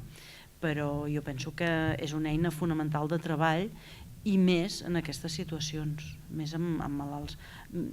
Amb malalts d'Alzheimer segur, però és que amb altres malalties també. A veure, tots tenim molt clar, o bastant clar, què passa amb els malalts de càncer, no? Una mica quin seria el seu pronòstic, en quin moment un malalt de càncer les coses van molt avançades i hem de fer mesures més pal·liatives. Però, per exemple, no ho tenim tan clar amb un malalt amb insuficiència cardíaca, que fem moltes descompensacions. I, a més, probablement amb un malalt amb insuficiència cardíaca és un malalt amb el que no se li ha preguntat ni s'ha parlat d'aquest tema. En canvi, amb el malalt de càncer probablement sí, perquè el càncer té un altre tipus de lacre o de concepte social, i llavors el malalt de càncer, i avui en dia més, se li explica, miri, vostè té un càncer, ha fet unes metàstasis, que vol dir que això se li ha escampat al fetge i al pulmó, i ara en aquest moment no respon a la quimio, o sí respon, o podem intentar-ho amb un tractament de més de retrapalls, de més d'allò. I aquell malalt, com que ha tingut molta informació, et pot dir, no, mira, a mi hi ha prou experiments, ja veurem, i es pot parlar d'una manera molt més clara. Però què passa amb el malalt amb una insuficiència respiratòria crònica, que fa descompensacions, que amb l'últim mes en porta 3, però que clar, com et diu la família, n'ha passat moltes i sempre ha sortit. Però llavors dius, bueno, sí, però arribarà un moment que no sortirà, perquè aquest pulmó no dona més de sí, o aquest cor ja no respon, i a més aquí s'hi ha afegit una insuficiència renal que posa-li diurètics i no li fan res, no? I amb aquesta persona, com que sempre ha anat sortint, no s'ha parlat ni amb la persona ni amb la família. I aquest jo penso que és un malalt que avui en dia en percentatge és molt alt, i tenir un document amb aquesta gent és fonamental per poder parlar claríssimament de què tenim que fer després de la 32a descompensació, que potser dius, bueno, potser li estem ja fent mal, i ara aquesta vegada, a vegades sí que està parlat, per exemple, dir, bueno, no l'entubarem, no?, que diuen la gent, no l'entubarem. Bueno, això ja ho entenen, que no l'entubaran, però a part de no entubar-lo, quantes més coses li farem o no li farem, no? Sí, jo penso que és vital, és molt important. Bueno, ha estat molt concreta i molt concisa, m'ha encantat la seva conferència. I esclar, i aquí jo estic en un col·legi de metges i tal, rodejada de tots ells, i la meva pregunta és, escolti, i nosaltres, els iaios, què volem? Què desitgem? Perquè es parla molt d'aquesta vitalitat i tot el dia corrent cap aquí, cap allà, perquè el metge ens diu que caminem i ara anem a piscina i ara no sé què. I, a veure, per favor, parem una miqueta, vull dir, a nosaltres ens agrada, i penso que quan una jubila, per exemple, el que li agradaria és seguir sent el mateix que el dia abans. I no sé per quina raó tot canvia. En aquell moment ja no ets la mateixa. Ja estàs en una reunió, en una conversa, dius una opinió, ai caram, ja no et responen, no t'escolten. En un altre momentet doncs resulta que et parlen com una nena. Ai, què és això? No. Crec que hi hauria que fer una educació ja a les escoles, de principi, i acostumar la gent, primera, a tractar els avis com un més de la família, que és el que som, o no, però és igual, o la societat en general, efectivament, i a nosaltres mateixos educar-nos això, en saber envellir d'una manera activa, sí, però no d'aquesta manera com estem parlant sempre, sinó d'una manera puguem fer allò que ens agradi més, activant aquella afició que tinguem o activant una sèrie de qüestions que venen relacionades amb el que és la jubilació. I això em sembla que ho hauríem de practicar, perquè si no al final resulta que ens fem un embolic i què vol dir un vell actiu? Doncs vol dir això, córrer molt, o no ens hem preparat i per tant arribem tard ja a allò que volíem fer perquè no estem preparats, etc. Bé, només això, moltes gràcies. Un vell actiu no és només el que corre i va d'excursió, això d'entrada, no? Aquests n'hi ha, però a veure, jo penso que nosaltres no serem el vell actiu que irà d'excursió, farem altres coses segurament, no? Llavors, jo penso que tenim un problema amb els nanos joves de 20, 25, 15 anys, i és que han perdut, aviam, potser em saltareu a sobre, però jo penso que han perdut el saber parlar de vostè a la gent. O sigui, a les escoles, probablement quan jo anava a escola eren massa rígids, no? Bueno, no ho sé, vull dir, aviam, són teories, no? Jo no ho sé, però ara costa agafar aquest respecte. No vol dir que siguin irrespectuosos, però jo no sé si els que esteu aquí o si us heu trobat, vull dir, jo tinc infermeres al meu centre que no saben parlar ni de vostè ni de vos a una persona, i alguna s'ha trobat alguna vegada d'algun pacient de dir-li, nena, a mi no em tractes de tu, a mi em dius de vostè. I llavors diu, noi, quina mala educada, no? Quina mala de llonsis que té aquesta pacient. Dius, no, perdona, tu li has preguntat si volia que li diguessis, Maria, tens gana? No, perdona, senyora Maria, vol menjar alguna cosa? Vull dir, a veure, això també és gratis, i no costa, no? Jo penso que aquesta part és una part important, que hi ha ara un grup de gent que els hi costa, no? I aquesta mateixa infermera em va dir, no sé tractar-los de vostè, i doncs n'has d'aprendre, vull dir, a veure, perquè la gran majoria de la gent, i més si estan malalts i estan ingressats, doncs jo penso que estan en una situació d'inferioritat respecte a nosaltres, que anem amb la bata, i o jo perquè els he de visitar, o l'altre perquè els ha d'ajudar a rentar-se, estan en una situació d'inferioritat, però això no vol dir que no siguin capaços i que, ostres, no pots tractar de tu a una persona que haurà tingut la seva vida, potser d'alguna manera ha estat fins i tot amb uns òrgans de govern, i resulta que perquè aquell dia ja té 80 anys, s'ha trencat un fèmur, doncs li ve una infermera de 23 anys i li diu, Francisco, aixeca't! No, perdona, no. A veure, jo penso que això ho hem d'aprendre. Això s'aprèn a les escoles, els nanos en els mestres no es tracten de vostè. A mi no em sembla ni bé ni malament, vull dir, jo tinc 2 fills que tenen 14 i 17 anys i els hi costa molt tractar de vostè. N'han après, a base de rondinar, però com ells són molts i això costa. Jo penso que a les escoles en els mestres els poden tractar de tu perfectament, no hi ha cap problema, però els mestres també, i nosaltres els hi hem d'explicar que hi ha vegades que hi ha persones que se'ls ha de dir de vostè. Yo también quería hacer un poco de énfasis en lo que tú acabas de decir, que cuando llega la jubilación ¿qué hacemos, ¿no? Tú puedes continuar con tu vida profesional de una manera altruista, por ejemplo. Si eres médico, por ejemplo, te puedes dedicar a ver pacientes de una forma altruista en una ONG, en una parroquia. Una persona, por ejemplo, que se dedique al banco, pues a lo mejor puede llevar las cuentas o ser un asesor senior de una empresa de Cáritas, por ejemplo. O sea, hay actividades que pueden continuar en tu vida vamos a llamar entre comillas, de jubilación, que viene de júbilo, que es alegría también, por otro lado. O sea, que esto es un objetivo, o sea, se aprende ya y hay que programar la jubilación antes de que ella sea efectiva. Entonces tú marcarte una serie de objetivos. Luego está la parte de los hobbies. El hobby dice, hombre, cuando yo me jubile me dedicaré a pintar. Hombre, yo tengo un amigo mío que cuando no se jubiló, cada fin de semana se pasaba todo el día pintando en casa cuadros. Y cuando se jubiló, llevó un mes pintando cuadros y al segundo mes ya estaba hasta las narices. Es decir, que hay que tener variedad y ser participativo con la sociedad. El tema del ejercicio físico tiene que, indudablemente es importante que también vaya unido a tu estado de jubilación. Y tiene que ser un ejercicio físico acorde contigo mismo. Es decir, no se puede de repente ponerte las zapatillas y hacerte una maratón. Eso no es así, ¿no? Y está comprobado que la estimulación del córtex a través del ejercicio físico también mejora las condiciones cognitivas de las personas. Incluso hay estudios que dicen que disminuye los estados depresivos de las personas. O sea, ¿y por qué? Las demencias también, con una vida saludable, el problema del sistema cardiovascular también se disminuiría, y tú has de recordar que muchas demencias son vasculares. Si tú tienes bien el corazón y tienes bien todo el sistema vascular periférico, indudablemente todo el sistema nervioso central también lo tendrás mejor que otra persona que no hace ejercicio, que no hace una vida activa. Y además está demostrado que a partir de los 30-40 años hay un declive que es progresivo y fisiológico, que dice la doctora. Cada 10 años pierdes un 10% de tu potencial. Pero esto, si tú lo entrenas, si tú te preparas tanto desde el punto de vista intelectual como desde el punto de vista físico, social y de todos los ámbitos, eso disminuye de una persona de este tipo con otra persona que es sedentaria, que tiene problemas de sedentarismo, que está todo el día sentada en casa. Esa persona tiene la posibilidad de vivir un 20% menos que tú.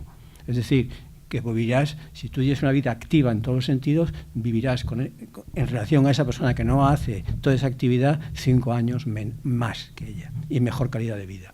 Por lo tanto, lo que se entiende por envejecimiento activo comprende no solamente envejecimiento saludable, sino también ser proactivo con la sociedad. Y lo que tú decías, yo creo que a partir de ahora ya y dentro de poco, el peso específico que ha de tener las personas mayores a nivel social va a ser muy potente, como es en Estados Unidos. O sea, no se pueden despreciar 35 millones de personas que muchos de ellos son accionistas de las multinacionales.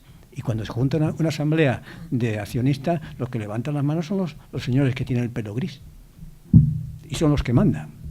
Y el político americano no pasa por allí dándote la gorrita y la bolsita de cacahuete y llevándote ahí a Sitges, a la playa, y pasando por el casal, porque tiene un poder muy importante, que es el poder de la edad. Y esta gente efectivamente es así. De tal manera que en el Senado, antes la chica hablaba, hay un problema actual, también la viceversa. O sea, en el Senado nuestro, el Senado español, de España y el propio catalán, no hay gente muy mayor para llamarles Senado, que viene de Senectú. Hay gente de 30 o 40 años que son senadores, yo no me lo explico, la verdad. Desde el punto de vista semántico, digo, ¿cómo puede ser que con 30 años sea un senador, ¿no? Senador tendrá que ser un señor político que lleva una serie de años en la vida pública, o un empresario, y aportan, que son lúcidos y aportan su experiencia, ¿no? Y hay el lado contrario también, cuidado. Hay lo que se llama hoy día la imitación de la gente mayor a la gente joven, que es que llevamos muchas veces a cosas esperpénticas. Yo creo que el envejecimiento, como tú muy bien dices, tiene que ir acompañado con un grado de calidad, con un grado de dignidad, y no hacer señoras o señores que van vestidos como si fuesen niños de 17 y 18 años. Eso tampoco es así, ¿no? 20 años son 20 años, 60 años son 60 años, 80 años son 80 años. Y eso hay que tenerlo claro. Em dic Sònia Díaz, soc una de les sòcies fundadores de l'Associació Cooperativa Siena, que precisament ens dediquem a fomentar l'envelliment actiu i treballem amb administració, sobretot administració pública, que ens encarreguen fer projectes per per treballar per la seva gent gran. Tenim la sort de treballar amb Zoticos també, amb atenció centrada a la persona, amb ètica, tots aquests aspectes, però jo només volia fer una aportació. Sentim parlar d'empoderament, de la gent gran que va a toque de pito, de poder treballar la conscienciació de l'envelliment actiu des que són petits. Jo només volia fer l'aportació, per si no ho coneixien, d'un projecte que precisament va impulsar l'OMS, que es diu Ciutats amigables amb la gent gran. Barcelona és una d'elles. Jo crec que valia la pena, si més no, fer l'aportació. Nosaltres, com a Associació Siena, som els representants de Catalunya en assessorar l'IMSERSO, en el que és la xarxa de ciutats amigables en tot l'estat espanyol. El que fa l'OMS, a partir del 2005, quan treballen el concepte d'envelliment actiu, se n'adonen que és la teoria, no? Però què podem fer per posar-ho a la pràctica? Llavors es van reunir a la ciutat de Vancouver, van redactar un protocol, que és precisament el protocol de Vancouver, i van fer una prova pilot en 33 ciutats a tot el món per dir com podem posar a la pràctica que les ciutats puguin dissenyar o puguin fer un model de participació perquè realment siguin amables per la gent gran. Llavors, l'OMS va escollir una entitat a tots els estats del món, o els que poden participar-hi, per desenvolupar aquestes xarxes, i a l'estat espanyol és IMSERSO. La gràcia o la virtut d'aquest projecte és que treballa amb les persones grans. És a dir, les persones grans participen, se les empodera, poden decidir en el disseny de la ciutat, però no només les persones grans. Si només dissenyessin la ciutat les persones grans, ens estem oblidant que volem que sigui un procés integrador i començar-lo a treballar des que són petits o des que els nois i noies van a l'escola. Per tant, la gràcia d'aquest procés és que hi participa tothom, tota la societat. Jo us animo que pugueu entrar, els que no ho conegueu, al Google i posar ciutats amigables amb la gent gran. És un projecte, jo crec, molt engrescador. Hi ha moltes ciutats que s'hi estan adherint, i pobles, perquè és igual el tamany, i Barcelona és una d'elles i una de les pioneres, i res més, només era fer aquesta aportació. El projecte Siena és bastant conegut, no sabia si treure'l el tema de la ciutat amigable, el que passa que finalment no ha sortit, però penso que és un tema interessant, i és cert que si mireu a internet trobareu bastanta cosa sobre el projecte Siena i ciutats amigables. Soy amiga y compañera del doctor Bartolomé, entonces a mí, Jorge, lo del envejecimiento positivo me parece un oxímoron, porque envejecer es una putada, perdonad, pero yo lo veo así. Però tots hi volem arribar, Bueno, sí, segueixo amb el meu raonament. Llavors, el que fa 40 anys, als 65 anys, estàvem tothom atrotinat. Jo tinc un pare de 83 anys que fa 3 hores de gimnàs. Jo no n'he fet mai de 3 hores de gimnàs. Per mi, l'envelliment positiu serà si puc anar al teatre, si puc anar al cinema, si puc llegir, si puc comunicar-me amb altres persones. Si estic demenciada, que em tinguin neta i polida en un lloc i em tractin bé, i el rest són tonteries. Per la resta sí que estic d'acord amb vostè amb que no tractem a la gent gran amb el suficient respecte moltes vegades, i moltes de les queixes dels centres són problemes de tracte, perquè infantilitzem a la gent. Jo estic cansada de dir que jo, per favor, i us ho demano a tots els que em coneixeu, que si tinc 80 anys i em trenco una cadera, per favor no em feu pintar Mickey Mouse perquè me muero. Llavors, si no estic demenciada, vull decidir per mi mateixa, vull decidir que no vull anar en bicicleta, no quiero hacer natación, no quiero hacer ejercicio, por favor. Llavors, vull tenir aquesta capacitat de decidir. Llavors, els metges, que tenen un poder sobrehumà sobre tots nosaltres, i cada vegada més, però jo també vull decidir com vull envellir. I si vull envellir sentada en un sillón, veient la tele i veient Sálvame, m'entens? O si tinc que anar a la piscina cada tarda, que només de pensar-ho ara ja m'agafa un rampell. Aleshores, ho dic amb el Jorge perquè moltes vegades, és veritat, Jorge, que no hemos hablado, perquè el Jorge és un ciclista professional. Però això se'n diu empoderament. Això se'n diu empoderament, doncs llavors treballem per l'empoderament. No treballem per res més. Gracias. Perdona un momento, quería hacer una pequeña aclaración. Lo que estamos hablando, ella al principio de la exposición dijo una cosa muy clara. El concepto de calidad, hay un concepto que es universal, lo que es la calidad de vida, y otro que es particular. Si una persona de forma particular entiende que ya su calidad de vida es, aunque esté sin poder moverse en una silla, oír música clásica, esa persona tiene su calidad de vida. Ahora, hay una serie de medidas que son generales, de higiene, de nutrición, de ejercicio, de actividad psíquica, de relación con las personas, que es el modelo universal. Y eso estadísticamente está demostrado que las personas que cumplen con todos esos criterios, su calidad de vida es mucho mejor que el que no la hace. Ahora, hay la parte que la doctora dijo muy claramente al principio, que es el concepto de calidad, concepto individual. Y también dijimos que la estadística, el valor estadístico es el estadístico, y el crecimiento de la tasa de personas mayores es un valor estadístico, pero también hay que considerarlo el individuo. Por lo tanto, es importante preguntarles a cada uno, ¿usted qué entiende por calidad de vida? Porque si cogemos, por ejemplo, la tabla del Karnofsky americano, vamos, no llega ni a 10 puntos. Y como no llegas a los 10 puntos, usted se va a la nevera.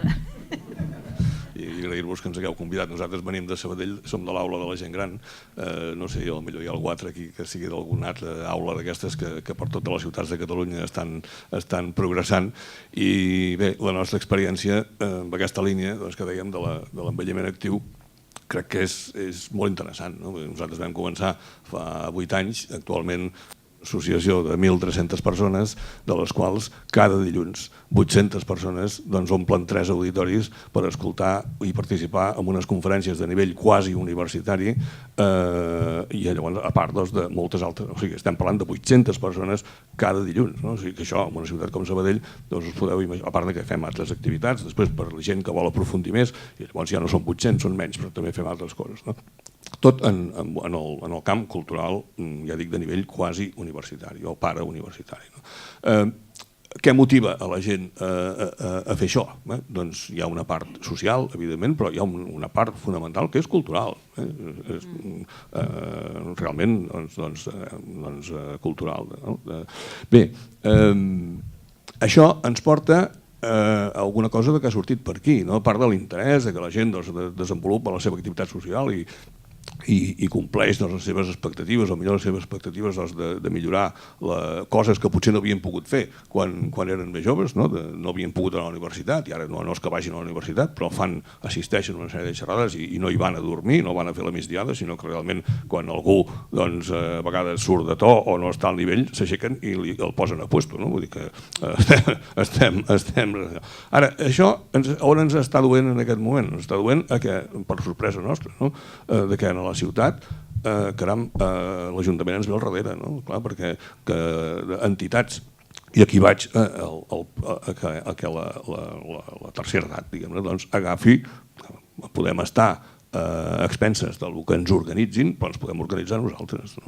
I esclar, llavors et trobes en què, sense voler-ho, perquè el que vols és fer una activitat cultural, t'estàs trobant que estàs aconseguint un lloc a la societat, i la política et ve al darrere, i les entitats de 1.000 coses, esclar, tenir 800 persones assentades cada dilluns, doncs significa que hi ha molta gent que et ve al darrere de dir, escolti, jo podria venir a explicar-los no sé què, o jo podria venir a això. I aquí, ara, estem arribant al punt aquest de dir, bueno, i hem de fer més coses, o sigui, hem d'agafar, a part del nostre objectiu fundacional de l'associació, que era fer el que fem, que és donar cultura a la gent gran, doncs podem agafar un protagonisme més ampli en la societat civil, i aquí estem, i ho deixo aquí. I el que és cert és que jo penso que això està canviant molt. Els jubilats d'ara no són els jubilats de fa uns anys. Llavors, una mica com ella deia, a mi que no em facin pintar amb Mickey Mouse. Vull dir, segur que hi ha coses. Llavors, d'alguna manera, del que estem parlant aquí és que hem de tenir poder de decidir si volem pintar amb Mickey Mouse o volem anar a sentir un concert d'òpera, si podem. I aquesta jo penso que és la part i la riquesa de què passarà amb nosaltres quan arribem a la jubilació. Segur que serem molt més exigents. Ara els jubilats d'ara ja ho són i ja està bé que ho siguin. No podem seguir-los preparant els viatges de l'Inserso, que ja està bé el que hi vulgui anar-hi. Però vull dir, jo penso que ens demana alguna més, la societat demana alguna més, i per això el jubilat també participa amb drets i amb deures, a totes. Jo soc la coordinadora de les aules d'extensió universitària, llavors aquí tenim un representant d'una de les...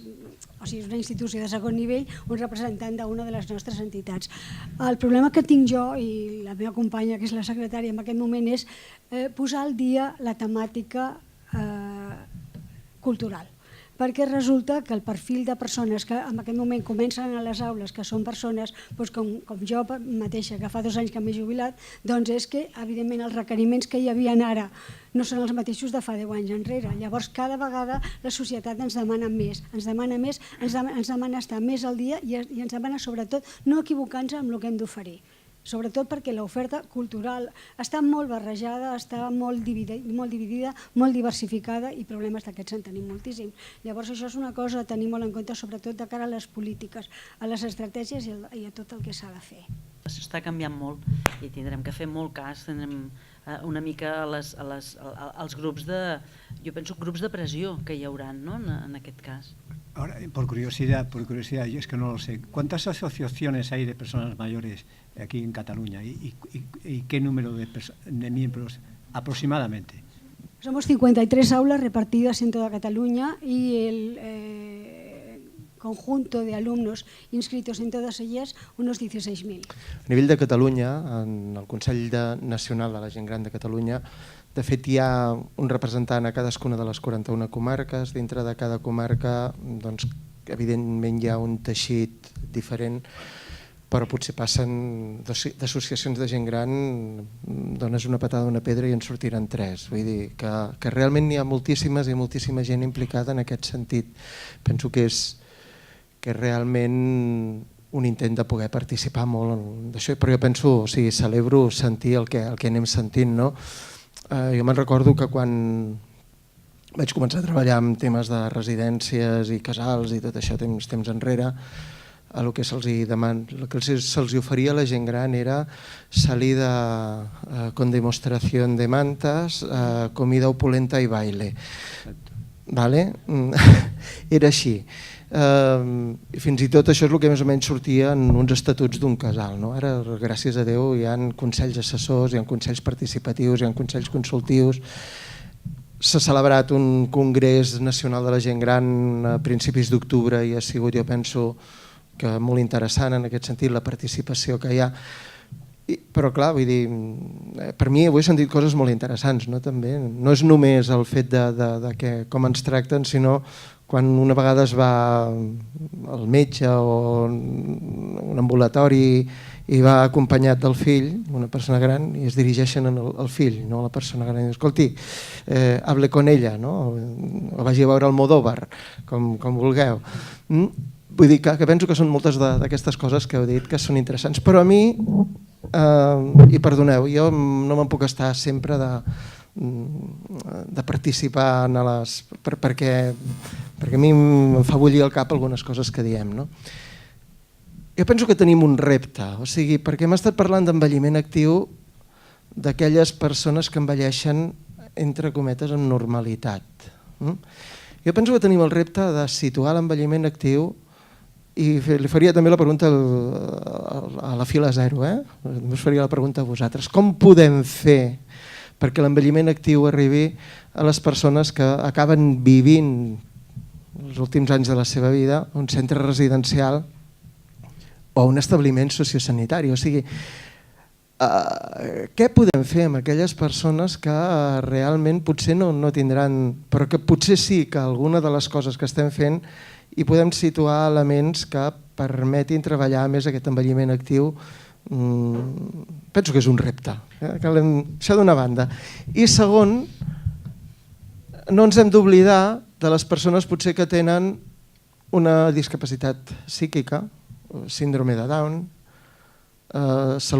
trastorns de salut mental, que potser també poden envellir en positiu, que també poden envellir activament i que encara ens costa de trobar com solucionarem per donar-los oportunitats. Llavors, jo llenço la pilota, perquè penso que realment, i ja sé que és una pregunta difícil, ho sé, però penso que és una reflexió que també hem de fer, perquè si no potser fins i tot penso que estem caient en un envelliment actiu discriminatori.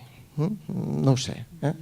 Ho poso sobre la taulada, només. Perdoneu, Jo penso que l'envelliment actiu en la persona que té discapacitat, primer hem de diferenciar molt una discapacitat física d'una discapacitat psíquica. El discapacitat, diguem-ne, la persona posem per cas, que ha perdut la mobilitat, però conserva el cap clar, jo crec que avui en dia és capaç de demanar el que vol, tindrà més o menys dificultat, però estem en una societat en la qual, almenys de moment, jo penso que se li pregunta què és el que vol, en el que està bé. Normalment li preguntem. En l'àmbit residencial sí que probablement la persona que està allà, hi ha un percentatge que hi són perquè volen i hi ha un percentatge que hi són per necessitat. El problema és aquests que hi són per necessitat, com aconseguim que aquests tinguin aquest empoderament de les coses. En el sociosanitari jo penso que el malalt està molt més dependent, o sigui, estem parlant d'una persona amb una situació transitòria d'ingrés, que jo penso que la gran majoria tornaran a casa, que estan passant per un moment donat d'una major dependència, i en aquest moment jo penso que aquests que passen per aquest període, igual com quan un està ingressat a l'hospital, no accepta tot a pies juntilles que diuen i perquè sí. Vull dir, et demanen explicacions i ja està bé que ho demanin. Vull dir, fins ara això que algú deia que el metge té el poder, jo penso que no el tenim i cada vegada menys, i ja està bé que no el tinguem. O sigui, aquest paternalisme dels metges d'abans ja està bé que no hi sigui, però bueno, passa per el pacte, per parlar amb el pacient, perquè la persona tingui el coneixement, sàpiga què és el que pot passar i et pugui donar respostes. La part més difícil, com sempre, penso jo, és el deteriorament cognitiu. Aquest és el que hem de mirar com el respectem, com li donem resposta a les seves necessitats i a el que probablement hauria volgut en aquella situació. Aquest és. I dic aquest perquè aquí parlem de temes més tècnics, de si posar o treure una sonda nasogàstrica, de si posar o no posar una determinada medicació, aquestes coses que a més el malalt no ens la pot donar. Si la família no hi ha problema i t'ho poden explicar, doncs no hi ha problema, però si la família hi ha divergència d'opinions, llavors aquí és quan la cosa és més complicada. No tinc la resposta. Què podem fer amb la gent gran que viu en residències i busca un envelliment actiu?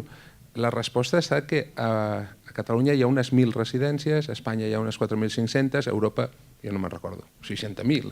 Aleshores, el que sabem és que hi ha una tècnica per poder recollir el que es diuen bones pràctiques. Sabem que ara mateix, mentre parlem, potser hi ha una residència a Olot que és que fa una cosa preciosa, i a més molt bona, i a més que dona apoderament, i potser hi ha una altra Tortosa que està fent una altra de semblant. Aleshores, ara, abans es parlava molt de qualitat, de certificar de qualitat, ara la tendència cap a bones pràctiques diu la gent que faci una cosa que sigui especialment bona, hi ha una manera estructurada d'explicar-la, hi ha uns llocs on depositar-la, hi ha una manera de distribuir-la. Aleshores, potser no cal inventar i pensar què podem fer, potser és que ara, mentre estem parlant, a 300 metres d'aquí hi ha una residència que fa una cosa que és el que jo vull quan sigui gran. Aleshores, com tenim tant coneixement i tanta gent treballant i tanta gent bona treballant, aleshores el que hem de fer és una mica sacsejar la cosa, aviam si cauen les bones pràctiques, i ara ja s'està fent a Espanya, s'està fent a Europa, a molts nivells s'està fent.